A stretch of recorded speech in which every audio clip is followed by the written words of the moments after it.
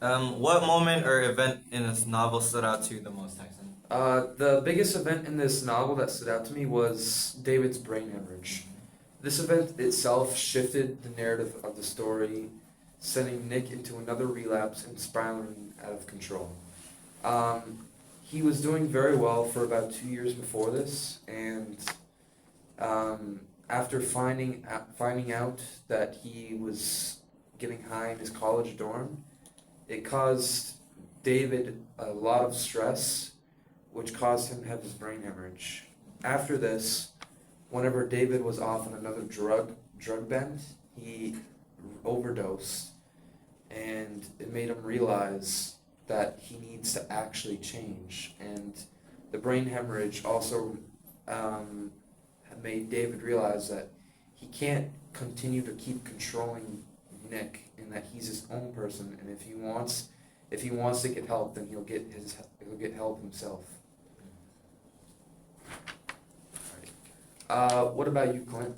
The moment I found that engaged me was when Nick took his first drug, which was when he was how old? I'm pretty sure. He was in grade 8. Grade 8.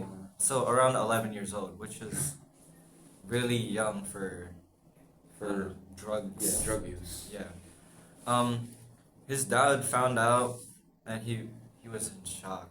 Like at that age, Yeah, it was bad. it was pretty bad, and that led up to him trying out heavier drugs when he turned 17, like cocaine and LSD. LSD, yeah, LSD, mushrooms, and then Cocaine. Wait, did you yeah, I also- already said cocaine. That's fine. I'm a little slow. That's fine. And then how about you, Gabriel? The same as yours, but there is one moment that stood out to me is that when David remembered Nick's childhood, he was very happy and intelligent before drugs changed his life at the 8th grade. David describes Nick how he loves to read and write and how close they are together. Father and son bonding, right? Yes. This moment is so emotional because it shows how much Nick changed due to addiction, the drugs and cocaine and what's the other kind of drugs? LSD, mushrooms. He also drank a lot of alcohol. Yeah, He said. alcohol. Where did he get that alcohol from? His friends. The first time it was from the ski lodge. It was just in a cupboard they found. But then I think he would have gotten it from like his friends and stuff. Yeah. Plus also he got to, actually never mind. I think it's 21 and he wasn't 21 until later in the story. Alright. What impact does the setting on the story? What So impact does the setting have on the story? How does it influence the characters' lives and decisions they make throughout the novel? Let's start off with you, Gabriel. So, Dave and Nick have gone through a lot, all of the drugs, relapse, and running away from home. Dave and Karen tried their best to give Nick a rehab just to bring back his former self. The setting of the story shows that how the environment can affect a person's life between our reality and the book. They're different as you've seen. They're mostly different than where Nick lives. So, how about you, Tyson? The impact the setting had was I think where they lived in Inverness directly affected Nick's struggles with addiction and substance abuse. Inverness is only an hour away from the Golden Gate Bridge, which allowed Nick to have easy access to San Francisco. San Francisco is one of the biggest drug capitals in the United States, and around every corner there's a drug dealer that you can probably find and buy drugs from. Yeah. He could have just taken the bus or gotten a cab. I'm not sure if it'd be so easy to call a cab back then. I think it was 2000. Actually, yeah, it would have been. But since he had easy access to it, he could just take the bus to the city and go buy drugs, and he can go meet up with his friends, and then what actually sent him into the original spiral is peer pressure from his friends, most likely to try new drugs, going to parties. Um,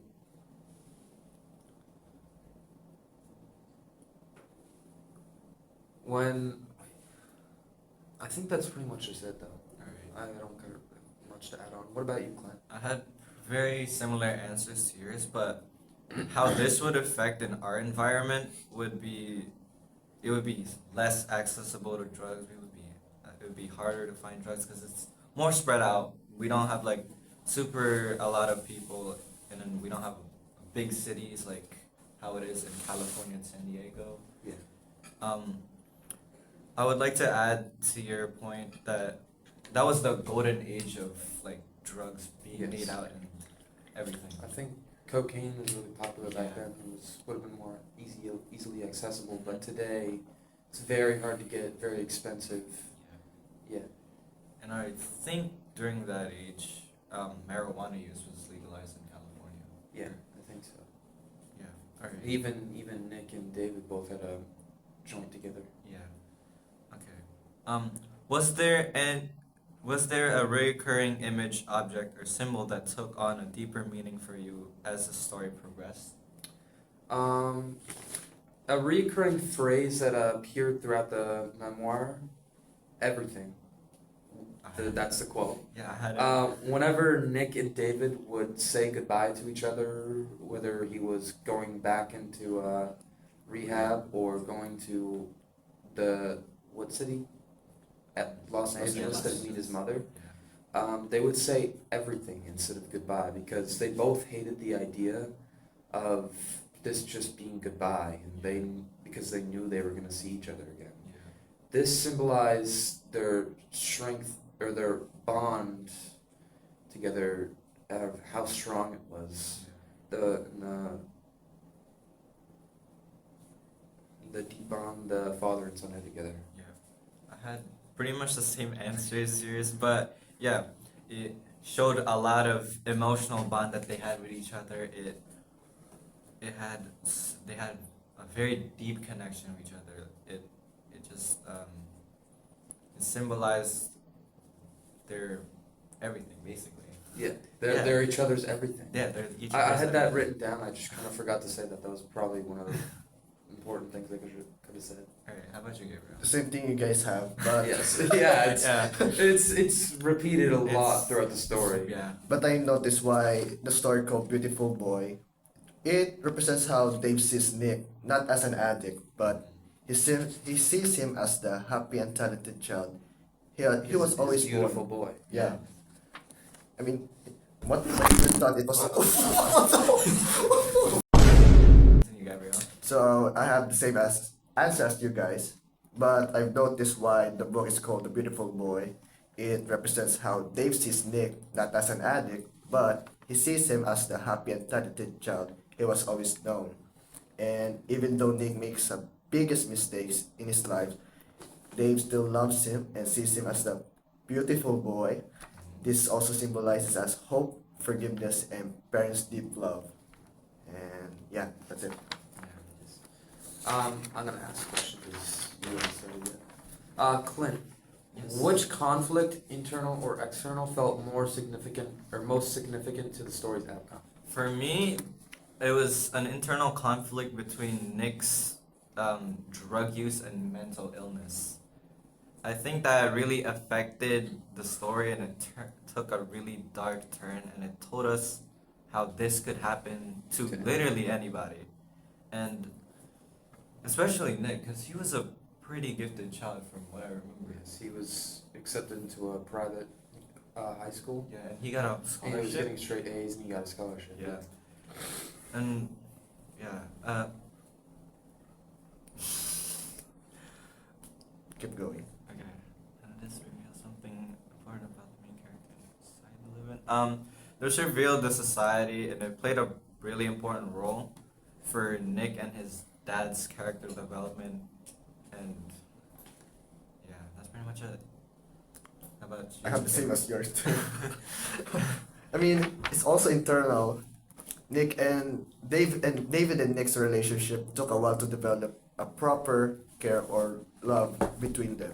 It's been 4 years that Nick took drugs or alcohol from a store or from his friends since grade 8. Yeah.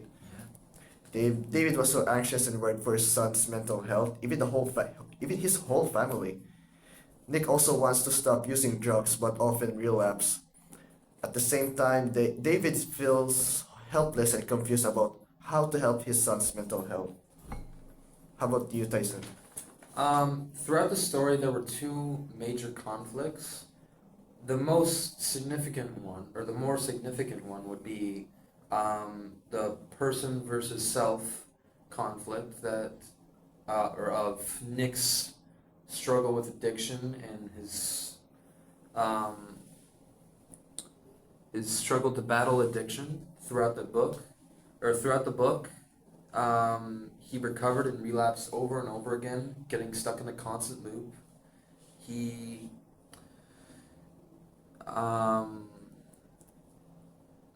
he was okay. Let me start from just a second ago. He recovered and relapsed over and over again, getting stuck in a constant loop and battling his disease. The external conflict was, or the ex. Oh gosh, there was an internal and external. It was either. yeah, it was both of them. There was the internal conflict was Nick's struggle with addiction, and then adding on the external conflict was Nick versus David. David was constantly trying to control his son, and he was always constraining him. This could have put further desire to rebel against his father, making him want to use drugs more. And I want to add something else. His need to control caused extreme chronic stress, and the constant stress eventually led to worse problems like a brain hemorrhage, which also sent Nick to yeah, he sent him on another drug ban. Oh. He got to his worst point nearly there. So how many times did Nick took a rehab or relapse? I think four times. Yeah. Actually, 5 times, because there was another one in the afterward part. Whenever he was he booked himself in after he used drugs, which actually showed a lot of personal growth. Was that in chapter 22 or No, it was in the afterward, Yeah. after the book. Yeah. It was Oh, in this the is a end. second edition, I think. It's later. it's He re-released the book, and then it was another added section on afterward. He was talking about them touring his book Tweak, and then David's book Beautiful Boy. And then he ended up relapsing, and he booked himself into a rehab center immediately, which showed a lot of personal growth and effort to battle his addiction. Yeah, that takes a lot of courage to do. Yes. Alright. So number 5. How did the author's writing style influence your enjoyment of the novel? Clint? The author's writing style for me was a little confusing because in some parts of it, it's kind of switches perspectives, but I did really like the author's word choices and his additional info to silently guide addicts if they're reading this book out of their addiction. An example of this silent guidance is when they mention an article and then they stated the article. It says issues in science and technology in 2001. Yeah. How about you, Tyson? I really enjoyed the author's writing throughout the memoir. I enjoyed his word choice, his word choice. The research he included was very helpful with helping me further understand addiction itself as a disease. I also liked how descriptive David was I liked how descriptive David was, though at some points he could go a little too far and ramble on about Nick climbing a tree and then being too scared to climb back down. That section lasted for about 10 pages. Yes, Casey. I think near page 159. It was just a flashback randomly there was many insufferable moments throughout the memoir just like that, and I just couldn't handle it and I skipped it. Yeah.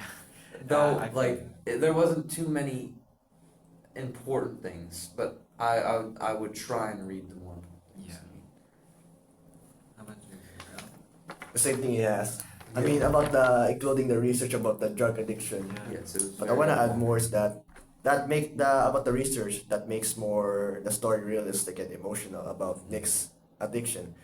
And the author's writing made me feel connected to some family problems, and David writes in a personal and reflective way which allows to readers like us understands his feelings and fear and his love for his son's mental problems. So Yeah, or his love for his son and his Yeah. care for his mental yeah. problems. Yeah. And I love how detailed it is. I can see one of his what's that word? One of his little details. Details. Like I noticed something. A pattern? Yeah, like that. Pattern? Like one of Nick's relapses. So yeah, that's it. What about the relapses? What pattern did you see? That's how he could like prevent from taking drugs. So that's it. I mean that's how the pattern is to prevent some drugs. Did wait? Did you answer number 5?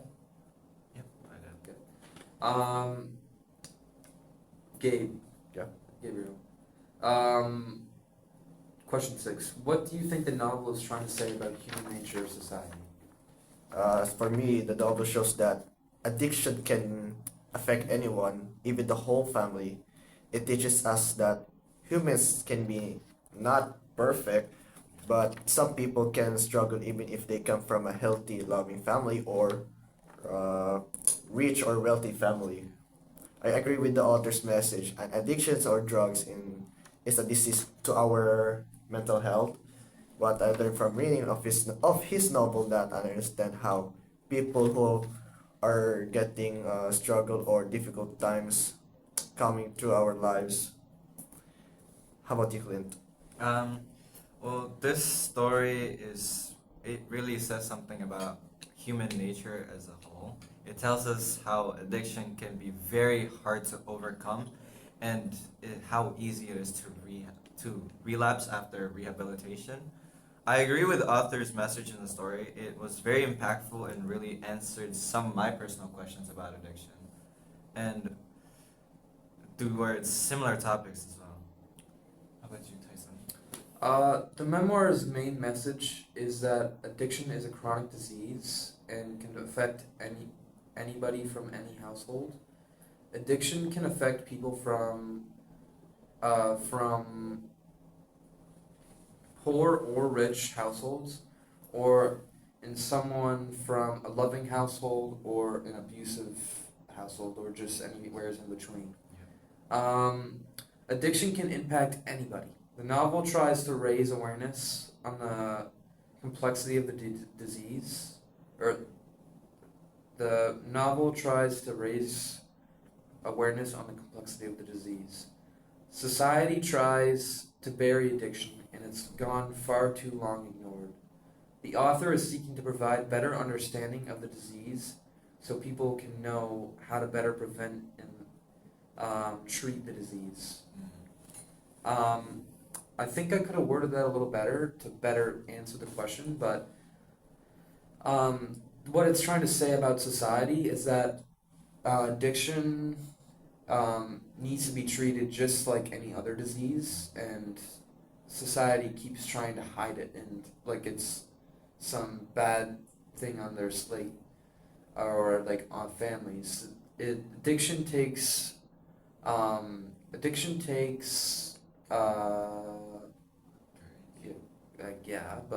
it takes help from everybody around them, their family, their friends. Yeah. I couldn't find a better word for that. I just said help. They need support from their family and friends, and most of the time people treat addiction wrongly, and I don't know. Did you guys learn anything from reading this novel? Nah. No? What? What do you I'm mean? kidding. though? I mean, I just learned that you taking drugs from others is not a good thing, you know. Yeah. Never succumb to peer Right. pressure. Take out of curiosity. Yeah. I learned something about addiction. It can affect literally anybody. It could affect even me. Or you. Yeah. Or you. Oh no! Not me. Not you. Alright. How about you? Did you learn anything? It really helped me better understand addiction. My family, or my brother, he struggles with addiction too. He's a meth addict. It helped me understand his disease better and how I should be around him and how I can help him out better.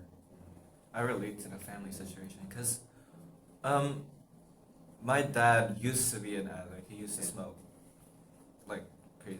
I don't know. My, But my he's dad, my dad used to smoke a lot, but now he just vapes. well, my dad stopped smoking because I came here and I- I have a lung problem. I have a cousin who also have meth. It's been years he doesn't do real loves. He doesn't like stop using drugs. So I'm glad I left the Philippines because he's been abusive to my family. He always shouts. Yeah. So I'm glad I'm not like him. Okay. Yeah, that's a good. Even addiction is affecting us. It can affect like anybody, not as them using themselves, but yeah. the family and the people around the people who are addicted. Yeah. Even your friends. I have a trauma about my cousins. I don't know a lot of people at our school who like smoke marijuana and take Yeah. drugs. Do you guys have a favorite passage in this book? My favorite passage. The passage itself is inspired by a picture book called Fortunately. I have two examples here. I'm gonna choose this one from later. Wait. Actually, no, this one here. Fortunately, there is a beautiful boy. Unfortunately, he has a terrible disease. Or did I say unfortunately or fortunately? Unfortunately. Unfortunately, he has a terrible disease. Fortunately, there is love and joy. Unfortunately, there is misery or pain and misery. Fortunately, the story's not over. This section or this part happened on page 290, really close to the end of the story, and I think it happened right before he went back into relapse for the final time, before like the afterward part. Oh, yeah. whenever I he was see. an adult. So it's right in the bottom. Yeah. Therapist. There was another thing just like this, inspired by the picture book, on page 259. Fortunately, I have a son, my beautiful boy. Unfortunately, he's a drug addict. Fortunately, he's in recovery. Unfortunately, he relapses. Fortunately, he's in recovery again. Unfortunately, he relapses. Fortunately, he's in recovery again. Unfortunately, he relapses. Fortunately, he is not dead. This happens after his overdose and whenever he was admitted to the hospital. This helped, or after this, or after the wait, I just said that. No, after the overdose, it shifted the story, and Nick started to further better himself and understand addiction, or himself understand addiction, and realize that he needs to change himself. Yeah. Oh my gosh. I think the DJ heard it. That's fine. That's fine. Did you have a favorite passage, Clint? Yeah, I did. From in page 145, it's near at the bottom. It says, I torn myself with the same unanswerable questions. Did I spoil him? Was I too lenient? Did I give him too little attention? Too much? If only we never moved to the country. If only I never used drugs. If only his mother and I stayed together. If only, and if only, and if only. That really showed, like, his way of thinking. Maybe he could have done something else to prevent Nick's addiction. Like, Yeah. his really controlling, overly controlling father. He was very, very guilty. Yeah, very guilty. Yeah. That was the word I was trying to look for, yeah. How about you, Gabriel? I don't think I have one. You don't have a favorite passage? Just chapter 1. Oh, just chapter 1. I mean, I just, the same as David reflects his son's past life before addiction. That Nick is born at dawn, our beautiful boy, and where is not the song, not the song. Chapter 1. It was somewhere chapter 1.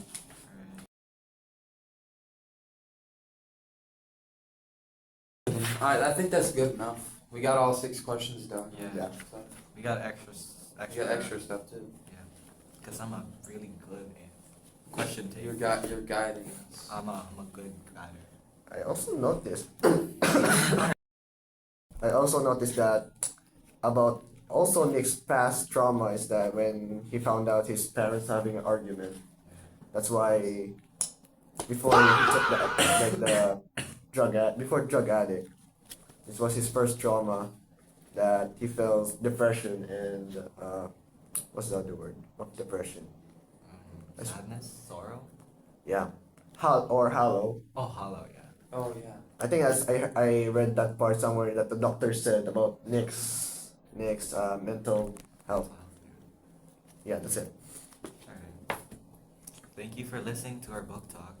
This Yes. was a This beautiful is- boy. No, yeah. Beautiful Boy by By David Sheff. Yep. I really enjoyed this book. This is a really good book. The start of it was A little slow. Yeah, a little slow, but then it picked up the pace and then details started forming. It was really enjoyable. And I would- emotional. Yeah, very emotional. I would recommend this to people who are struggling with addiction or anybody with family members or friends or something. Or Anyone who's affected by it. yeah, if they have any concerns about drug use or anything of Yeah. that sort. I actually chose this book because of that. Yeah. Because of my brother. Mm. I kind of want to read the book Tweak by Nick, Yeah. the son. I would like to hear his perspective also. Yes. I'm not sure if it's really about his childhood, but I don't know what the book would be fully about. I But it's think- probably his perspective. Yeah, probably his perspective I on want to addiction. find out. Yeah, probably his perspective on addiction. And Yeah. how he managed to. Managed to overcome. Yeah.